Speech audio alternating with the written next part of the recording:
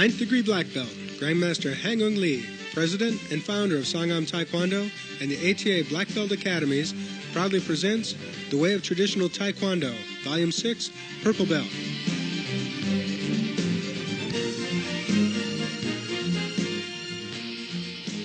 This is the sixth tape in a collection of reference materials covering the complete style of Sangam Taekwondo. It is designed to reinforce the materials that students learn from their instructors while attending classes. We strongly emphasize that this tape is not a replacement for classroom practice. Volume 6 of The Way of Traditional Taekwondo was developed for the 4th grade Purple Belt student.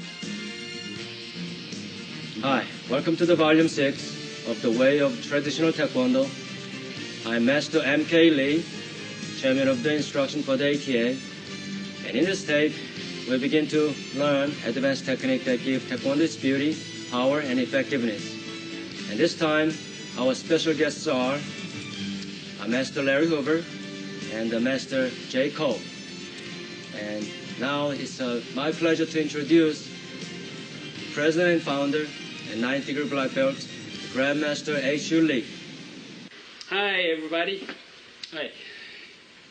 Nice to see you again. And this time, I'd like to explain my signatures. You see, every time when I see you, you guys asking that my autograph. So I'm gonna explain that because you guys been tell me so this Chinese or Korean or Japanese, but actually this is English. So the top is this Korean, Lee Hang-Eung. That's Chinese, Lee Hang-Eung. That's English, Hang-Eung Lee. So Hang-Eung, that means Hang is lucky, and this Eung means male, lucky male, or that's kind of more like a hero. That's what it means. If you're going to read itself, that means just happiness. It itself, that's like more the male. So you have to read these two characters together. That means that's me, that's my name. By English, you people always have two names, but Korean they have those two is only one name. So Hang-Eung Lee, not says that's my first name, that's my middle name. But we didn't have middle names. We have only one name.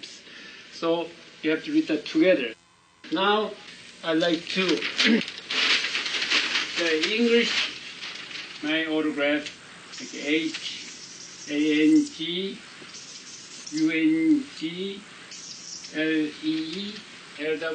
Now, the Koreans, my Koreans.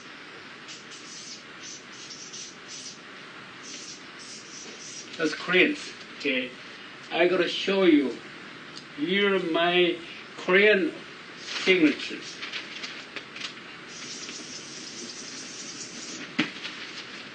See, that's very close. See, this circle, this I, this dot is this, circle, this. And that's what the Korean, that's not even look like a scratch. This look like a tangled up with the worms. That's what it is. Okay, next, Chinese.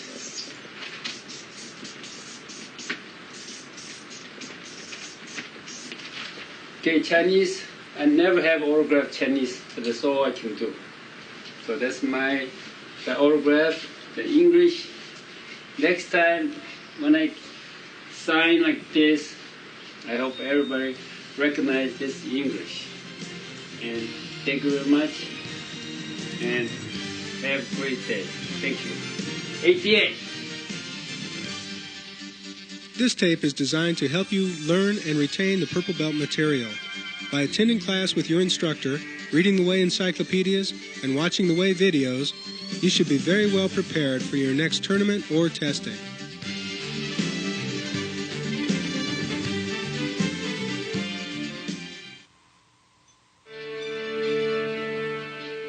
Philosophy. At Purple Belt, the forms take on a new name, Inwa. Inwa reflects the accomplishments found in reaching your current level. There is a certain glory in reaching this level. You've set and achieved your goals and have not been broken by the hardships that accompany the discipline and conditioning of your body. You have achieved Inwa, an unbroken glory. Your growth and advancement in Taekwondo is depicted not only as a seedling growing into a mighty pine, but also as a path beginning on level ground and becoming steeper as training becomes more challenging. The symbolic interpretation for the Purple Belt is coming to the mountain. The tree is in mid-growth, and now the path becomes steep. The interpretation points out the place at which the path has come to the foot of the mountain, at the peak of which is Black Belt. The pine tree is now in mid-growth. As it stands tall, it absorbs more of the sunlight, or glory, but also finds that the winds push stronger against the larger trees. Students must persevere in growth as well as in ascent as they begin to look upward toward the sky and to the peak of the mountain. The color purple was chosen to depict purple mountains as they appear from the distance and as remembered in many famous poems and songs.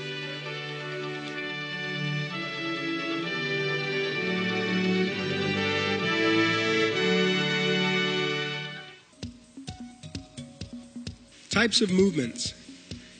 In this section, we will discuss the new types of movements for the Purple Belt student. Repeat techniques. The term repeat means to do the same technique with the same leg or arm again immediately after the first strike. In Inwa 1, the repeat technique used is a repeat round kick. Usually, a repeat technique strikes two different targets. The first strike is used to score and/or as a distraction to pull the block away from the intended target.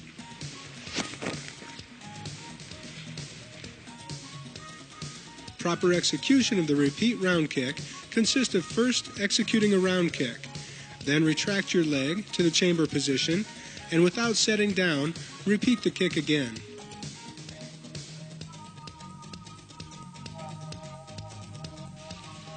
The repeat kick has many uses. It is used in forms, as a great sparring combination, and as a high-rank board break requirement. Double techniques. In previous volumes of The Way, we have discussed double techniques as they relate to hand techniques. In this volume, we will briefly discuss the double technique as it relates to kicks. For our example, we will demonstrate the double jump front kick. As you jump into the air, execute any type front kick with either leg. Before landing, immediately follow the kick with another front kick with the opposite leg. Both kicks must hit the target before landing in order to be classified as a double jump front kick. Always make time to review previous types of movements studied at the beginner and intermediate levels. For best results, consult with your instructor and the Way encyclopedias and tapes. Stances. The new stance introduced at the Purple Belt level is the closed stance. It is similar to the attention stance with the exception of a slightly deeper bend to the knees. Prepare for the closed stance by placing your feet together while slightly bending your knees. The bent knees will aid in stability and balance while executing your techniques.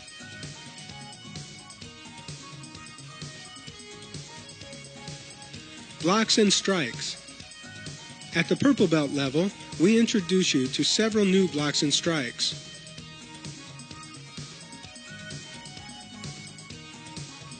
The high-low block.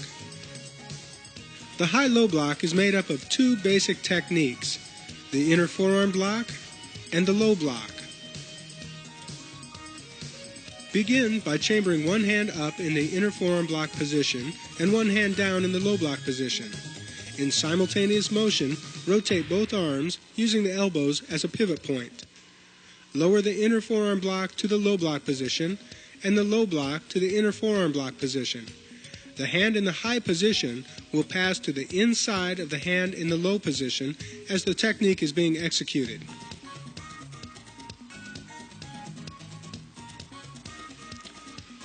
The square block.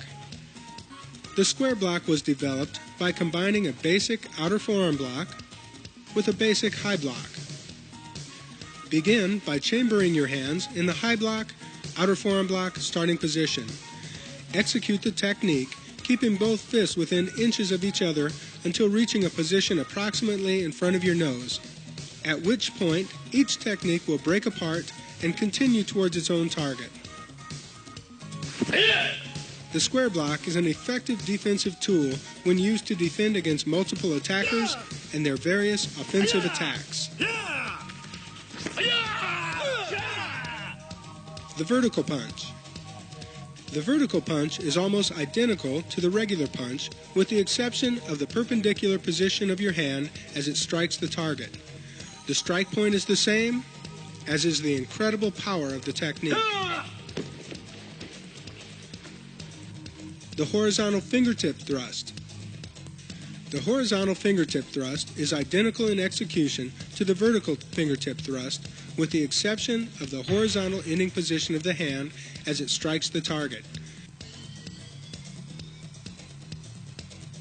This technique should be directed towards soft tissue areas of the body. The target will not affect the power of the technique, but it will affect your safety and health. The back elbow strike with support. The elbow strike is a new addition to your Taekwondo arsenal. It is a devastating tool when used for board breaks and personal protection. To avoid serious injury, use the fleshy area just above the elbow versus the point of the elbow for contact. The back elbow strike used in Inwa 1 strikes upwards from waist level into the attacker's solar plexus.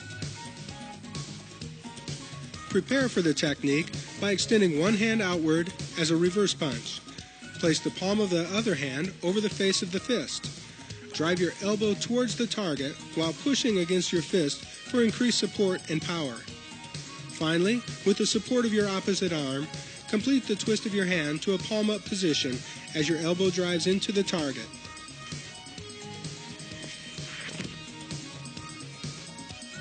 The high section back elbow strike. Using the back elbow strike to the high section requires a slightly different execution. Prepare one hand in a position crossing towards the front of your body with your palm twisted towards your face. Cross the opposite arm under the other adjacent to your floating ribs. Drive your elbow towards the target behind you while pulling the other elbow across the front of your body. Complete the twist of the striking hand to a palm down position as your elbow drives into the target. The opposite elbow ends with the hand chambered to the side of your ribs.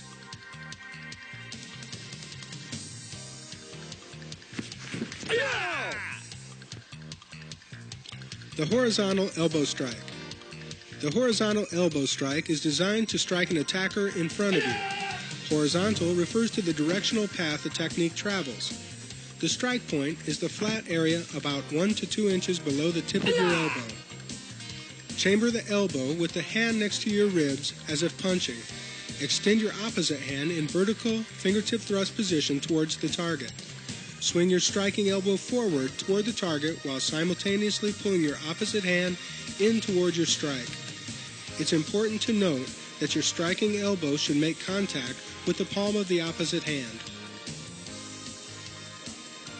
We cannot emphasize enough the importance of reviewing previously learned blocks and strikes as you near your goal of becoming a black belt.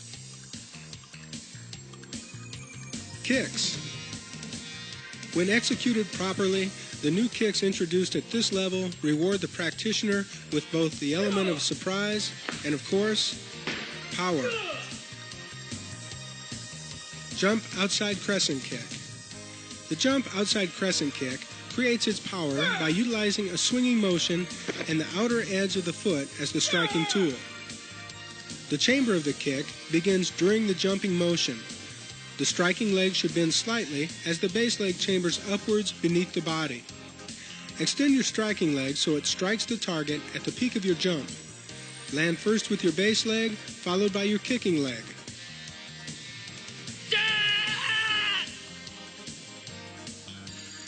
The jump round kick. The jump round kick is both fast and powerful. It combines graceful body movement with awesome taekwondo power. The chamber of the kick begins during the jumping motion. The striking leg should chamber tightly while driving the knee towards the target. The base leg chambers upwards beneath your body. Extend your striking leg so it strikes the target at the peak of your jump.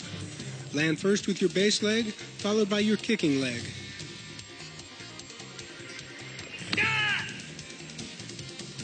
The hook kick.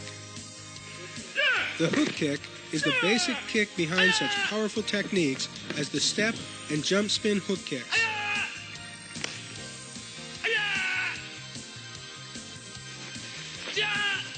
The back of the heel, just below the Achilles tendon, is the strike point for this kick. However, in competition, the foot is sometimes extended to give added reach with the ball or bottom of the foot as the strike point. Begin by chambering the kicking leg in a side kick position. Next, execute a side kick extending your leg to the side of your opponent. In the same motion, pull your leg towards your target. As the foot nears the target, retract your heel while striking the target. Rechamber the kick and return the kicking leg to the floor.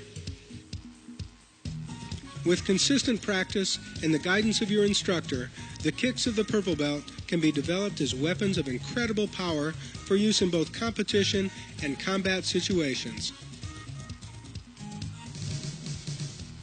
Form. Inwa 1 begins a new series of patterns used to complete the color belt portion of the Sangam star.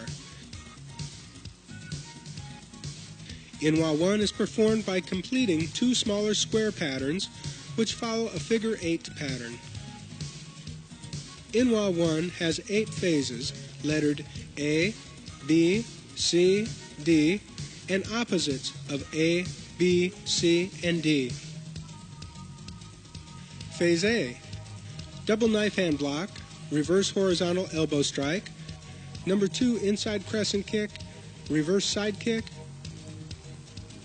vertical back elbow strike with support. Phase B. Double outer forearm block, number 2 round kick, double outer forearm block. Phase A opposite. Double knife hand block, reverse horizontal elbow strike, number 2 inside crescent kick, reverse side kick, vertical back elbow strike with support. Phase B opposite. Double outer forearm block, number 2 round kick, double outer forearm block. Phase C. Square block, number 2 front kick, side kick, reverse vertical punch, punch, knife hand strike. Phase D. High-low block to front, double knife hand block, reverse horizontal fingertip thrust, outside crescent kick, knife hand block, punch. Phase C opposite. Square block, number 2 front kick, side kick, reverse vertical punch, punch, knife hand strike. Phase D opposite. High-low block to front, double knife hand block, reverse horizontal fingertip thrust, outside crescent kick, knife hand block, punch. Begin Inwa 1 in the at ease position. Relax in this position until given the next command. Come here. They say. To me. See, jump.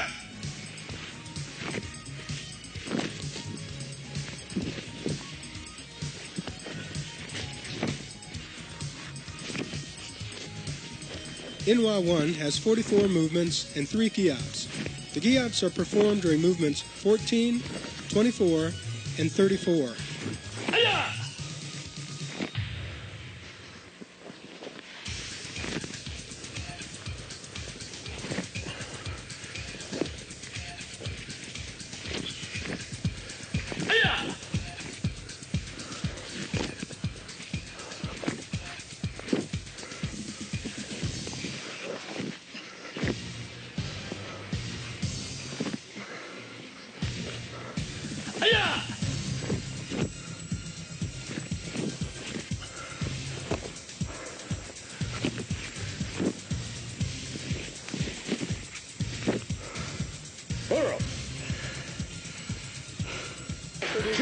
Would you like to add some excitement to your training? Try competing in an ATA regional or national tournament. Tournaments not only offer healthy competition, they offer an opportunity to make lifelong friends. Self-defense. It takes guidance and experience to learn the many intricacies relating to self-defense. One of the best ways to gain this experience is to attend an ATA Pro-Tech seminar. Ask your instructor about the next Pro-Tech seminar in your area or at one of our national events. Number 1, outer forearm block, inward outer forearm strike to the radial nerve, knee strike to common peroneal, following up with a reverse elbow strike.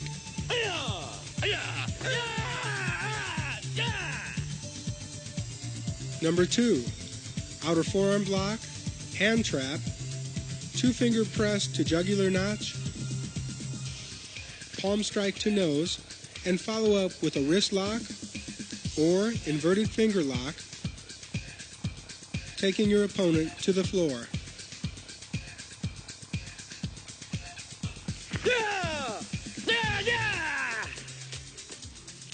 It's good practice to alternate the use of the suggested follow-up techniques. Grandmaster Lee also encourages adding some of your own follow-ups. Free sparring. Let's continue to build upon our knowledge of free sparring by studying 2 new types of footwork. They are the drag step and the slide step.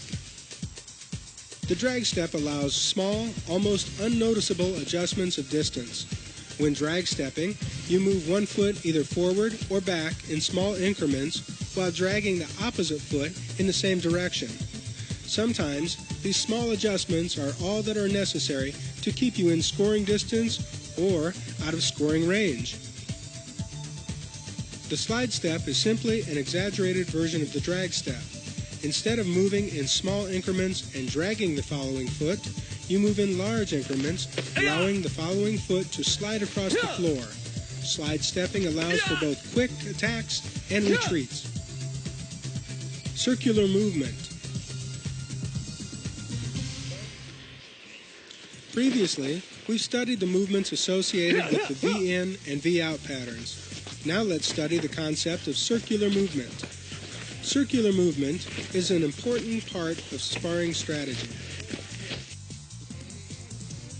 Students new to sparring tend to move forward and backward. This type of movement allows attackers an easier target as you quickly backpedal only to eventually run out of room. Using circular movement allows you more room to move freely while executing both offensive and defensive techniques. Combinations and countering. In this and future tapes, we will study basic sparring concepts. These concepts are merely the tip of the iceberg. To understand the concepts which develop instinctive sparring, you must work closely with your instructor. Let's begin by studying a very effective kicking combination found in your form, the repeat round kick. The repeat round kick is usually targeted to 2 separate areas, for example, the midsection and head. However, both kicks can also be targeted to the same area, an example being both kicks to the body. The strategy behind the repeat kick is to entice an opponent to commit themselves to blocking the first kick, thereby creating an opening for the second.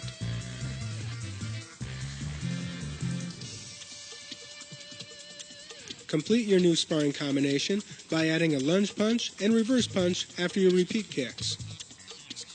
Blocking, footwork, and evasive movement. Since we've studied a new combination, let's learn how to counter it by using our blocks and footwork.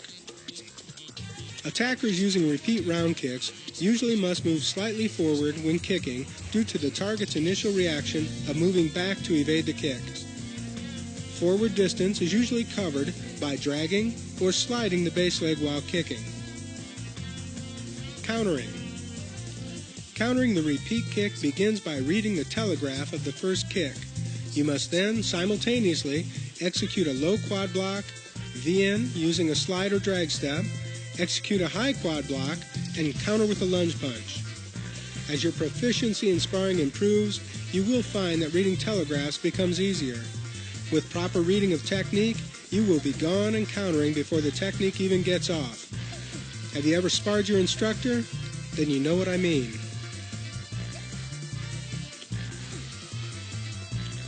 Board breaking. In Sangam Taekwondo, purple belts are required to begin breaking boards for rank promotion. Emphasis is placed on introducing students to the art of breaking versus demonstrating their power. Grandmaster Lee has endorsed the use of rebreakable boards. Deciding factors of using rebreaks versus wood boards included issues of ecology, safety, cost savings, and consistency. Purple belts have 3 breaking options to choose from and are required to break only one board. The 3 breaking options are the elbow strike, the palm strike, and the knife hand strike. Successful board breaking requires much practice. Attention must be paid to using the correct procedure, board size, grain direction, holder setup, and proper technique. In this tape, we will focus on proper technique. You can learn more about board size and setup from Volume 6 of the Way of Traditional Taekwondo Encyclopedia for Purple Belts. While practicing the following series of exercises, you should focus on increasing the following skills. Always focus on the center of the target. Strike the target with a proper striking tool. Penetrate beyond the surface of the target. Always use full speed with no hesitation. And maintain your balance throughout the break. Here are 3 training exercises designed to safely teach board breaking technique. Remember to apply the previous skills to each exercise. Exercise 1, using paper targets. Have a partner hold a sheet of paper by its top edge. Practice striking the paper with your technique. Using paper allows you to concentrate more on focus and follow through and less on power. Exercise number 2, soft target pads. Have a partner hold a target pad. Practice striking the pad with your technique. Using a soft target pad allows you to concentrate on both focus and follow through while applying power. Exercise number 3, dual targets. Have a partner hold 2 targets about 12 inches apart. The targets should be parallel to each other while in the same range of motion. Visualize the first target as your board and the second is the follow-through point. Execute a full power strike to the first pad, following through until striking the second pad. Using dual targets allows you to concentrate on focus and follow-through using full-speed techniques. Well, we've studied the basic skills and exercises to prepare ourselves to break boards. All that's necessary now is to learn the actual breaks. Let's begin by studying your 3 breaking choices. The elbow strike can be executed as a regular or reverse strike. Begin by chambering the hands for the strike. Execute the strike by pushing the elbow through the target while pulling back with the opposite hand. Penetrate through the target as if to strike the holders. Begin the palm strike by fully chambering your hands. This gives you more distance in which to develop maximum momentum and speed. Execute the strike by pushing the palm through the boards while pulling back with the opposite hand. Here's a small tip. Striking towards the top center of the board will help keep your fingers from getting in the way. Begin the knife hand strike by bringing your fingers tightly together to protect against injury. Fully chamber your hands, then execute the strike by swinging the arm through the board, striking with the knife edge of the hand. Keep the arm slightly bent as it penetrates through the board. Be mindful that breaking boards offers the potential for personal injury. It is highly suggested that all attempts at actually breaking boards are done so under qualified supervision.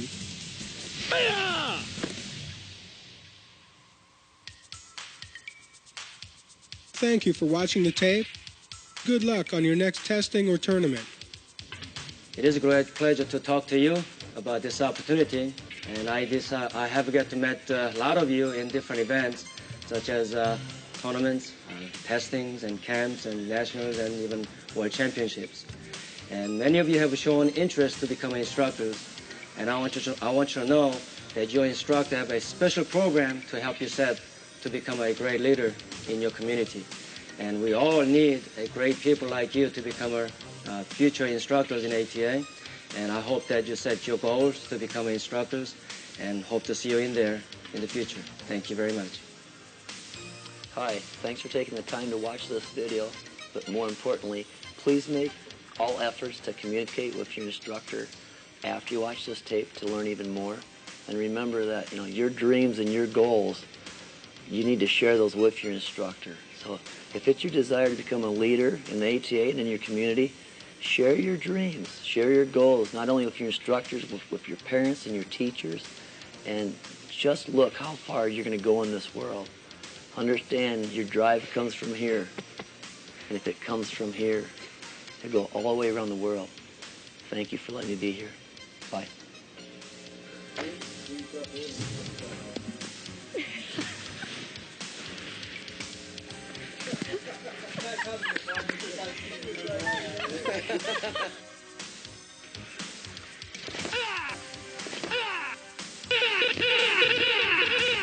Man, that hurt. Oh. Oh. Come here. And then here. Yeah.